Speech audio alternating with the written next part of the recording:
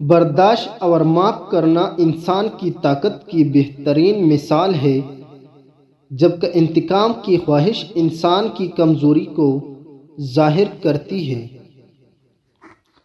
حقیقی بڑا تو وہ ہے جو اپنے ہر چھوٹے کو پہچانتا ہو اور اس کی ضرورت کا خیال رکھتا ہو۔ داناؤں کی زبان میں خدا کی طاقت ہوتی ہے۔ تم اپنا مستقبل تو نہیں بدل سکتے، لیکن تم اپنے عادات بدل سکتے ہو، اور تمہارے عادات ہی تمہارا مستقبل بدلیں گے۔ ان لوگوں کے لیے کامیاب بنو جو تمہیں ناکام دیکھنا چاہتے ہیں۔ تم مصیبت اور ضرورت کے وقت عبادت کرتے ہو، کاش مسرت اور فراغت کے لمحات میں بھی سر بسجود ہوتے۔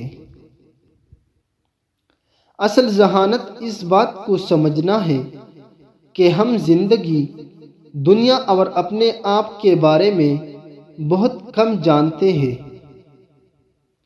وہ شخص تعریف کا مستحق ہے جو علم کے طاقت کے ساتھ شدت عذب کو زائل کر سکے۔ حرص کو اپنے دل میں جگہ نہ دو کہ تمہاری طاقت دوسروں سے زیادہ نہیں۔ جتنی جلدی کرو گے اتنے ہی دیر لگیں گی، یعنی صبر سے کام لیا کرو۔ ہوس پرست عورت کی پہچان: عورتیں بھی جسم کی بھوکی ہوتی ہے۔